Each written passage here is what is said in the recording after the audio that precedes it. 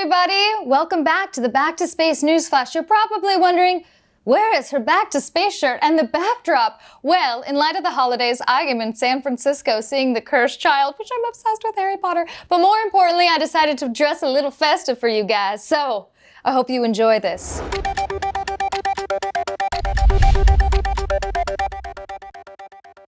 So on December 20th, the Boeing Starliner astronaut taxi suffered an anomaly during its flight to the ISS while it was doing an orbital flight test, OFT mission.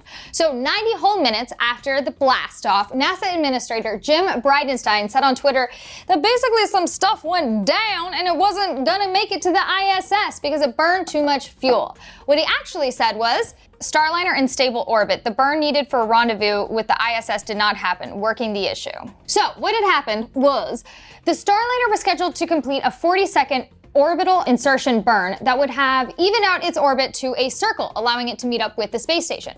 But in this stage, the flight did not go as planned. So the launch went well initially, but an issue with the capsule's internal timing system prevented the Starliner from performing the engine burns needed to meet up with the ISS. So the timing problem caused the Starliner to think that it was performing an orbital insertion burn. This maneuver requires precise orientation, so the Starliner fired up its reaction control thrusters to maintain that altitude, and it kept them firing for a very long time. This is what I'm telling you guys, timing is everything. By the time we got that figured out, we had burned sufficient fuel that if we would have gone into orbit insertion burn to get to the International Space Station, it might not have been enough, Bridenstine says. So what's gonna happen next, you ask? Well, the Starliner's basically just chilling out in orbit. He's all healthy, or she is all healthy and just wondering what the next move is. So the Starliner's team aims to achieve a safe and controlled landing. In the meantime, they have planned out for 2 engine burns to optimize the landing. The earliest landing opportunity for this Starliner would be Sunday, December 22nd, around 7:30 a.m. Eastern Standard Time. That's 6 days earlier than the original OFT timeline, which envisioned a touchdown around December 28th. So we will see how that goes. We are filming this on Friday when it happened in the morning, so I can't wait to tell you the rest of the story next week. Maybe this new exoplanet mission that was launched on December 18th to understand the metrics of distant worlds can find where I'm actually from. Get it? It's a bad joke about me being an alien. Okay, the European probe called Characterizing Exoplanet Satellite, CHEOPS, lifted on top a Soyuz rocket in Kourou, French Guiana. Then 2.5 hours later, the Soyuz successfully deployed the CHEOPS into Earth orbit. So let's break it down for y'all. CHEOPS' main mission involves examining bright, relatively nearby stars that astronomers know have planets orbiting them. Watching known planets orbit their stars is important to better understand certain characteristics such as how long their orbits are and how big the planets are. Astronomers are interested in learning about the habitability of distant worlds, which depends in part if a planet is rocky, closer to Earth size, or gaseous, closer in size to Uranus, Neptune, Saturn, or Jupiter. CHEOPS will make high-precision observations of the planet size as it passes in front of the host star. European Space Agency, obviously the ESA, officials wrote in a mission description, continues, it will focus on planets in the super-Earth to Neptune size range with its data enabling the bulk density of the planets to be derived. A first step characterization towards understanding these alien worlds.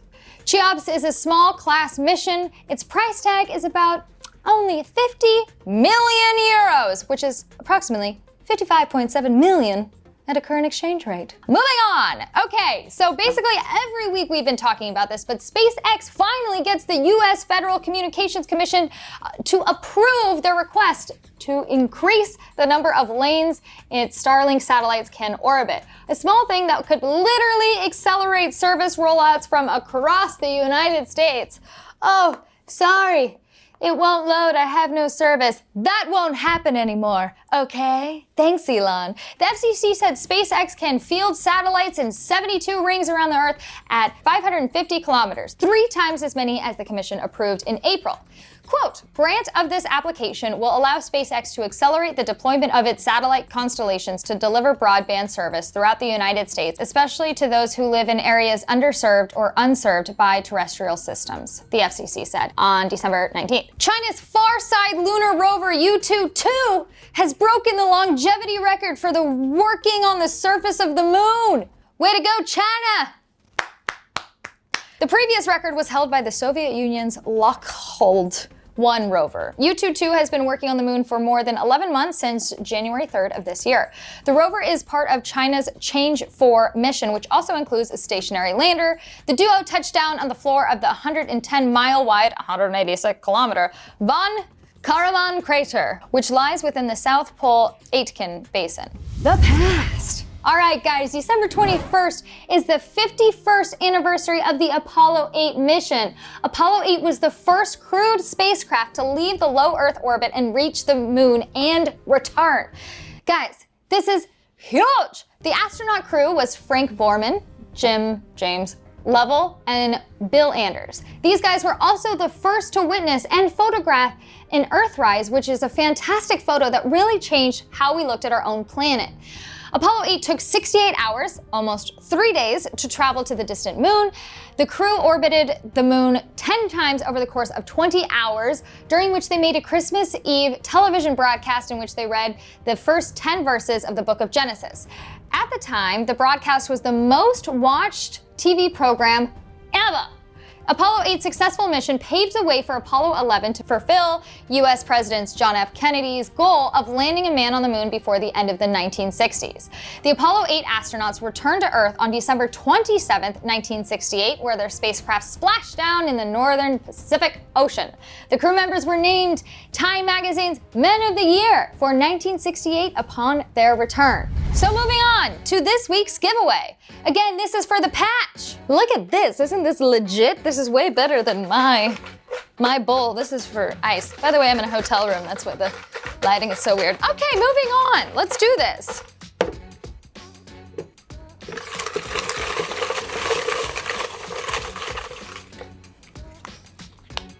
Pal 9000. You won this amazing original patch by Tim Gagnon. You are a very, very lucky man or woman. I can't tell. But congratulations. Oh my God, I made it. Moving on to this week's giveaway, we have a signed photo of Al Worden. He's a back-to-space astronaut, and he's not an astronaut for us, but he is an astronaut that works with Back to Space frequently. It is an amazing gift to get for Christmas or Hanukkah or all the other holidays. So, if you want to win this exclusive signed photo of Al Worden, you must break it down. 1, you must leave a comment on this video. 2, you must like this video because, of course, look at my shirt. It's likable. And 3, subscribe to this channel so every Monday morning you are informed as to what's going on in space. The future. NASA plans to purchase even more satellite data about Earth after the pilot program in this field has gone well. The agency plans to buy more data from the planet and Maxar satellites, and it's evaluating data from the third company, Spire Global, for possibly extending a purchase agreement. The 3 companies were tasked with providing data to NASA under purchased agreements made in October of 2018 pilot program. The agency plans to move forward with more permissive scientific use license that would restrict how much NASA obtains, but allow for more sharing opportunities. NASA also has plans to offer more slots about every 12 to 18 months to companies that want to join the program. So, get ready, because NASA's about to know everything about you. I mean, I'm okay with it. I love you, NASA. This week's student researcher is Clement Whitaker. He is 19 and he plays the upright bass. He has been playing the bass for about 5 years now, and for the most part, he just learned how to play by joining an orchestra. His absolute favorite memory of playing the bass is when he convinced his conductor at a Halloween concert to let him wear an inflatable T-Rex costume on stage and perform in it. I'm a fan. I want to see that video ASAP. When he's not studying for college or practicing his space, he likes to go surfing, rock climbing, and snorkeling. His favorite rock climb was back in 2015 when he got a chance to climb Devil's Tower in Wyoming. He has had several jobs since he was 14. He paid for his base with his first jobs, and he is currently working with a commercial beekeeper in Florida. He really loves the work, and there's always a sweet reward at the end of the day. Oh. Thank you guys so much for tuning in, and that is it for this week's Back to Space Newsflash. When you can't bring all your equipment to San Francisco, this is what you do. Look at that. Beautiful. Thanks so much everyone for watching. Again, happy holidays to you. Make sure you subscribe to this channel. Make sure you liked the video and make sure you left a comment because I know that you guys want this signed photo. And if you want to dress like this, you can shop at Target. I don't know, I got it last year, but I get a lot of compliments. I hope you guys like it.